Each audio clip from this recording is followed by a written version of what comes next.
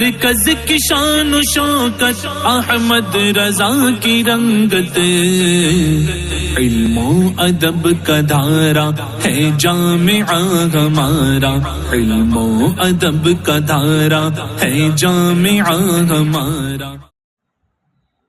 بسم اللہ الرحمن الرحیم۔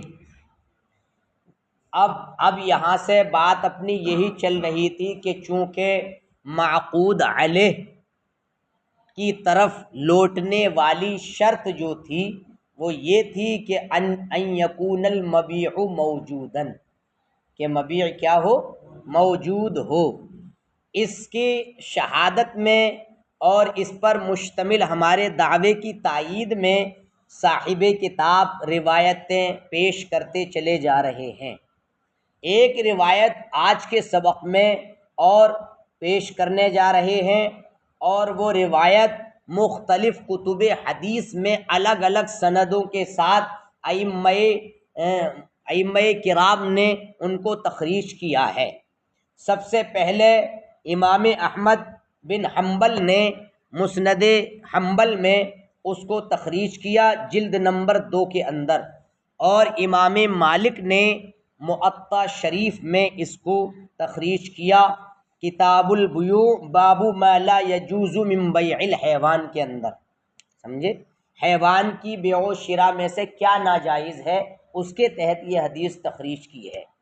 اور امام ترمذی نے اپنی کتاب میں ذکر کیا باب ما جاء فی بیع حبل الحبلہ، اس کے اندر بھی ذکر کیا۔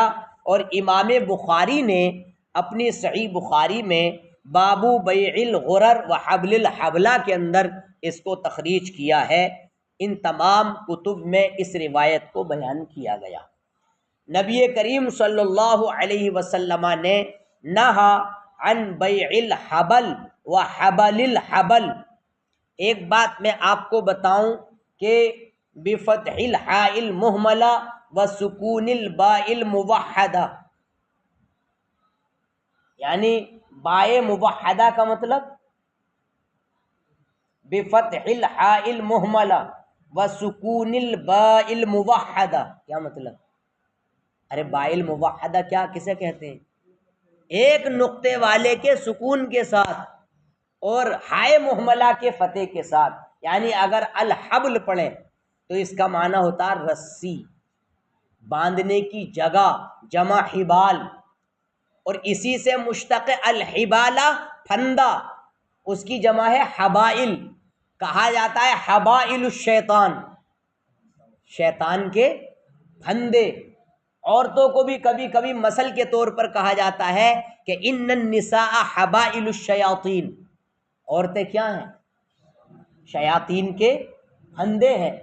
اذا خرجت من بیتها فالشیاطین تخرج وراءها، شیاطین اس کے پیچھے پیچھے پھدک کر چلتے رہتے ہیں، تو عورتیں شیاطین کے پھندے ہیں۔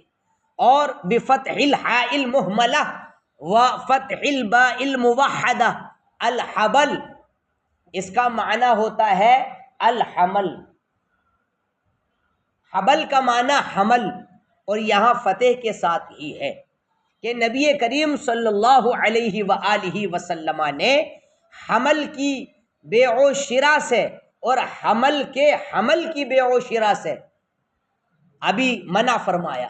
ابھی پیٹ میں بچہ ہے بھینس کے، اس کا بچہ ہے 6 مہینے یا جو بھی آگے ابھی پیدا نہیں ہوا ہے، تو کیا اس کو خریدا جا سکتا ہے؟ نہیں خریدا جا سکتا۔ یا کسی نے اور آگے تجاوز کیا، بھئی اس کا جو حمل ہے، اس حمل کا حمل میں کیا کر رہا ہوں، اپنے آپ چاہے مر جائے، لیکن بات کس کی کر رہا ہے؟ یعنی حمل کے خریدنے کی بات کر رہا ہے، اور بائے بھی اتنا کہ ٹھیک ہے میں نے اس کے حمل کا حمل بیچا۔ تو اب چاہے حمل کی بے ہو یا حمل کے حمل کی بے ہو، یا حمل در حمل در حمل در حمل در حمل، ہاکذا اسی طریقے سے نیچے تک جیسے سراجی میں چلتا ہے، وَإِن سَلَفَتْ، اگرچہ معاملہ لائن نیچے تک چلی جائے تو یہ منع ہے، شرعی اعتبار سے ممنوع و محظور ہے۔ اب ایک لفظی بحث یہ آئی کہ حبل الحبلہ بھی ایک روایت میں ہے، یعنی تائے مدورہ کا اضافہ ہے، تو اس میں یہ کہا کہ یہ پہلے کے ہی معنی میں ہے، معنی چینج نہیں ہے، ہاں ہا کا اضافہ تاکید اور مبالغہ کے لیے ہے، یعنی تاکید کے لیے، اس کو پکا کرنے کے لیے اور مبالغہ کے لیے ہے۔ اور ایک روایت میں حبل الحبلہ یعنی ہا کی حفاظت کے ساتھ آیا ہے کلمہ اخیرہ سے، یعنی کلمہ اخیرہ میں ہا محفوظ ہے، اور مطلب حبلہ، اور اس کا معنی الحبلہ کا حبلہ ہے، حبلہ، اور حبلہ کا معنی کیا ہے؟ حاملہ عورت۔ تو گویا کہ حاملہ عورت کے بچے کی بیع و شراء، وہ حاملہ کے خالی حاملہ کے بچے کی بیع و شراء سے کیا کیا گیا؟ حاملہ عورت بھی آ سکتی ہے جبکہ وہ کیا ہو، باندھی ہو، تب تو آ ہی سکتی ہے، تو اس وجہ سے دیکھیے۔ تو اب یہ ایک روایت یہ آ گئی۔ دوسری روایت یہ ہے کہ نبی کریم صلی اللہ علیہ وآلہ وسلم نے سے روایت ہے، تو کیا باندھی کی بیع و شراء کیا ہے؟ ویسے تو پیچھے بحث آئی ہے، چلو اس کو دیکھتے ہیں، ابھی آئے گا، تمام طریقے کے غلاموں کی بیع و شراء کا مسئلہ آئے گا۔ نبی کریم صلی اللہ علیہ وآلہ وسلم سے ایک روایت یہ بھی آئی ہے کہ آپ نے مطلب تھن میں موجود دودھ کی بیع و شراء سے منع کیا۔ یہ تو پڑھ چکے ہو نا آپ، تھن میں جو دودھ موجود ہے اس کی بیع و شراء سے کیا کیا؟ منع کیا۔ اور ساتھ ہی ساتھ سانڈ کے مادہ منویہ کی بیع و شراء سے بھی کیا کیا؟ منع کیا۔ جو سانڈ کا مادہ منویہ ہوتا ہے، گاؤں دیہاتوں میں جو اپنی بھینسیں نئی کرواتے ہیں، اس کو کس سے تعبیر کیا جاتا؟ نئی کروانے سے۔ اور کسی گاؤں میں کہا جاتا کہ بھینس ہری ہونا چاہ رہی ہے، ارے یہ بھی لفظ بولا جاتا ہے کہ نہیں، کہ آپس میں ایک دوسرے سے گاؤں والے بولتے ہیں کیا بھینس ہری ہو گئی؟ ارے یہ بولتے ہیں اس علاقے میں، گاؤں بھینس ہری ہو گئی، تو وہ کہتا ہے مالک ابھی ہری نہیں ہوئی، چاہ رہی ہے ہرا ہونا۔ اور اس کی علامت یہ ہوتی ہے کہ صبح ہی صبح بہت زیادہ بولتی ہے، سونے والوں کی نیند میں خلل ڈال دیتی ہے اور چکر کاٹتی ہے۔ یطوف الہنا و الہنا، یطوف الہنا و الہنا، ثم ٹھاٹھا، بات آئی کہ نہیں؟ کبھی ادھر چکر کاٹتی ہے اور کبھی ادھر چکر کاٹتی ہے، تو گھر والا انسان سمجھ جاتا ہے کہ یہ کیا چاہ رہی ہے۔ اور اگر آدمی نہیں لے جاتا ہے اس، تو عورت اٹھ کے کہتی ہے کتنے دن ہو گئے اسے بولتے ہوئے، تمہیں ابھی تمیز نہیں ہے، لے کے نہیں جا رہے ہو اسے؟ تو پھر وہ کھولتا ہے کھونٹے سے اور اسے اطلاع دیتا ہے، جس کا سانڈ ہوتا ہے وہ صبح ہی صبح اپنا لے آتا ہے، اور پھر وہ گابھن کرتا ہے۔ گابھن کرنے میں وہ 3 بار مطلب یہ حملہ کرتا ہے اس پر، اور اس کے بعد اس 3 بار کی جست میں اس سے بھینس والے سے پیسہ لیتا ہے، یعنی جو منی سانڈ کی گئی ہے گویا کہ وہ بیچ رہا ہے، تو اس سے بھی منع کیا، سانڈ کے مادہ منویہ کے بیچنے سے بھی منع کیا۔ وجہ اس کی یہ ذکر کی ہے کہ سانڈ کی منی اس کا جست لگانا ہے۔ سانڈ کی نسل کب بنے گی؟ جب وہ اپنی مادہ پر کیا لگائے گا؟ جست۔ اب وہ جست لگانے کے وقت معدوم ہے نا سانڈ کی نسل، ابھی سانڈ جست لگا رہا ہے، مصروف عمل ہے، ابھی مصروف عمل ہے، تو یہ عقد کے وقت معدوم ہے نا۔ اور ہماری شرط یہی تھی کہ معقود علیہ کیا ہو؟ موجود ہو، اور یہ عند العقد معدوم ہے، تو ما وجد الشرط بل فات، اذا فاتا فاتا و اذا وجدا وجدا، یہ قاعدہ آپ لوگ پڑھتے چلے آ رہے ہیں، لہٰذا جناب عالی وہ بھی منع ہے۔ اب جتنے بھی گاؤں میں یہ پائے جا رہے ہیں سب کو منع کرنا چاہیے، اور کسی کو پیسے نہیں دینا چاہیے، فری میں مطلب بھینس کو نیا کرواؤ فری میں، مطلب یہ ہے کہ ہرا کرواؤ اور گابن کرواؤ، فری میں بچہ دینے کے قابل کرواؤ، یہ ہے۔ نہیں تو اس عمل کے بدلے نہ لینا، اس کی صورت تو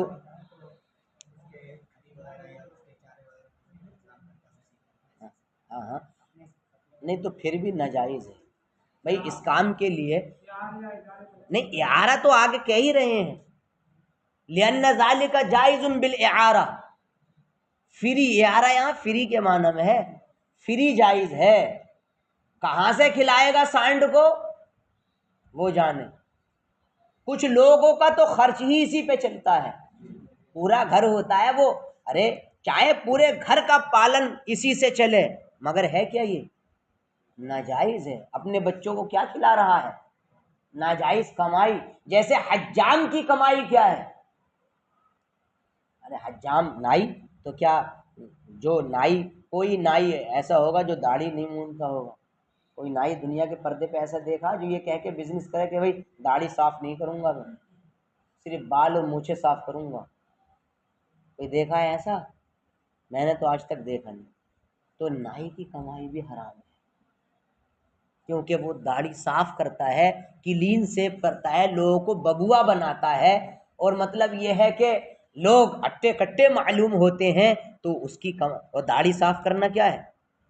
حرام، اور کرنے والا دونوں بھی اس میں۔ تو اس لیے جیسے اس کی کمائی، اب وہ نائی کہے میرے بچے تو اسی سے پل رہے ہیں اور کیا کروں گا پھر میں، تو کیا یہ اس کا عذر معقول ہوگا؟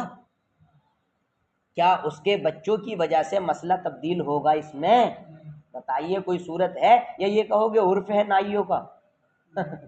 ارے عرف کسی حرام چیز پر ہو جائے، ہو گیا اگر رسم ہے، یہ تو لوگوں کی عادت پڑ گئی ہے حرام کام کی بعض لوگوں کی۔ ایسے ہی سانڈ کا بھینس کو، وہ گائے وغیرہ کو گابن کرنا اور اس کے مالک کا اسی سے اپنے بچوں کی دیکھ بھال کرنا، تو یہ بھلے سے اس کو یہ چل رہا ہو مگر اس کے اس سے جائز وہ نہیں۔